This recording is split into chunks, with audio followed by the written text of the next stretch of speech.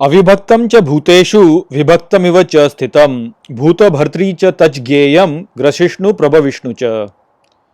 नमस्कार मित्रों, ये जो श्लोक है भगवद गीता के 13वें अध्याय का 16वां श्लोक है, जिसे हम आज गहराई से समझेंगे। तो आइए सबसे पहले इसके अर्थ को समझते हैं। तो जो श्लोक है वो कहता है अविभक्तम च भूतेषु, अर्थात अविभाजित और भूतों में, विभक्तमिव च स्थितम अर्थात विभाजित जैसे स्थित, और भूत भर्तृ च तच ज्ञेयम अर्थात भूतों को भरने वाला और वह जानने योग्य, ग्रसिष्णु प्रभविष्णु च अर्थात निगलने वाला और उत्पन्न करने वाला है।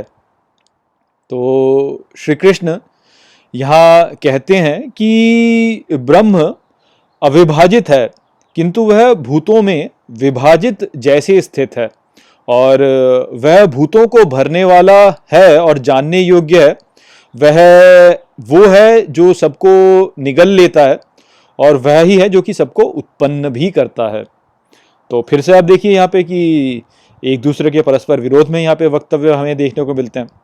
तो आइए पुनः हम उदाहरणों के द्वारा ही समझते हैं। तो सबसे पहले श्री कृष्ण ने कहा कि वह वैसे तो अविभाजित है, किंतु वह भूतों में विभाजित जैसे प्रतीत होता है या विभाजित जैसे स्थित है। तो इसको आप ऐसे ही समझ लीजिए कि देखिए जैसे आकाश है, वह एक रूप से देखा जाए तो अविभाजित है और एक ही है, किंतु आप अपने घर में देखिए, आप अलग अलग कमरे बना लेते हैं, तो अलग अलग कमरे जो होते हैं उसके रूप में देखा जाए तो वो विभाजित हो गया। फिर तो ऐसा ही है, अब आप उन कमरों को तोड़ दीजिए तो वह पुनः फिर एक हो जाएगा पूरा जो आकाश है।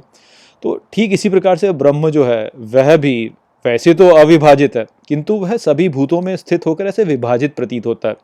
इस संसार में जो कुछ भी है वह सभी ब्रह्म है, सभी इकाइयां ब्रह्म है, सभी वस्तुएं ब्रह्म है, समय ब्रह्म है, आकाश ब्रह्म है, सब कुछ ब्रह्म है, किंतु विविधताएं तो हैं, हमें प्रतीत होती हैं विविधताएं। और जैसे कि हमने पिछले श्लोक में समझा था कि जिस प्रकार से दृष्टा देखेगा उसको वैसा ही हो जाएगा। तो जो एकता दिखेगा उसको एकता ही दिखेगी, तो उसको अविभाजन ही दिखेगा। संपूर्ण सृष्टि एक ही दिखेगी, सब कुछ एक ही दिखेगा, तो अविभाजन दिखेगा, ब्रह्म अविभाजित दिखेगा।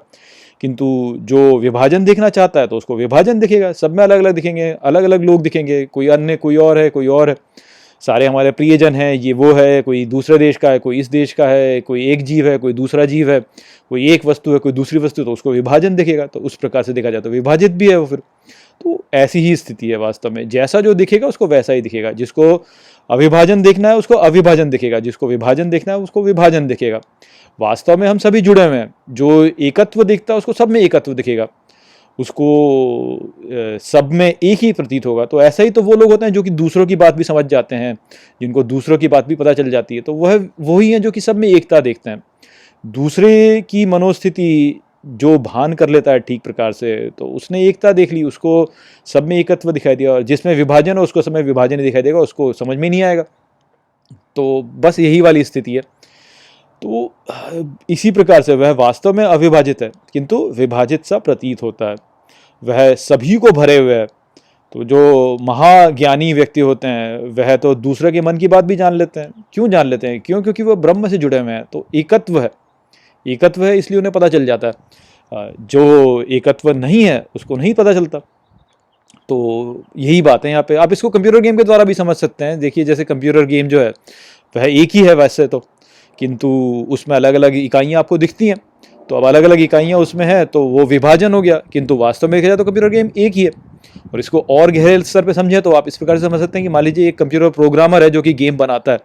अब उसने मान लीजिए कि अपने मन में एक गेम की कल्पना की, तो वो जो कंप्यूटर गेम है वो वास्तव में जो प्रोग्रामर वो कंप्यूटर गेम ही बन गया, क्योंकि उसके मन में ही वो गेम है, तो वो कंप्यूटर गेम, तो वह प्रोग्रामर ही वो गेम बन गया। तो उस गेम में जो उसने अपने मन में उसकी कल्पना की है, उसमें जो कुछ भी है वह वो प्रोग्रामर ही तो है।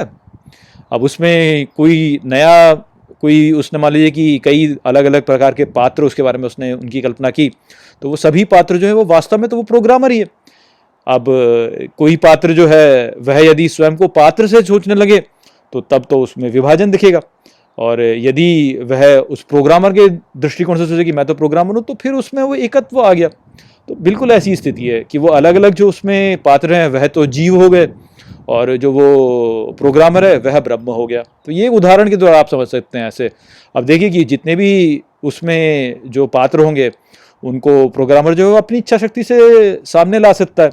और अपनी इच्छा शक्ति से उन्हें हटा भी सकता है। तो ठीक इसी प्रकार से सब कुछ ब्रह्म से ही आता है और ब्रह्म में ही समा जाता है, ब्रह्म ही निगल लेता है, ब्रह्म से ही उत्पन्न होता है। तो जैसे प्रोग्रामर से अलग अलग पात्र उत्पन्न हुए और अलग अलग पात्र जो हैं वो नष्ट हो गए, थी किसी प्रकार से ब्रह्म से अलग अलग जीव उत्पन्न होते हैं, अलग अलग भूत उत्पन्न होते हैं और फिर वह भूत जो होते हैं वह उसी में समा जाते हैं। तो इसी प्रकार से ये जो संपूर्ण सृष्टि है इसमें सभी में ब्रह्म स्थित है, जो सभी का स्रोत है और वह ही सभी का गंतव्य भी है।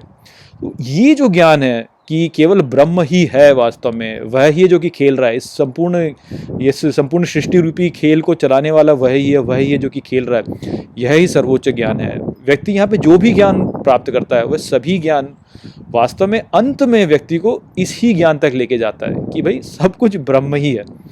यहाँ पर जो भी गतिविधियाँ हो रही हैं, जो भी कार्य लोग कर रहे हैं वो इसी ज्ञान को प्राप्त करने के लिए लोग कर रहे हैं, ताकि वह ब्रह्म के साथ में एक हो सके।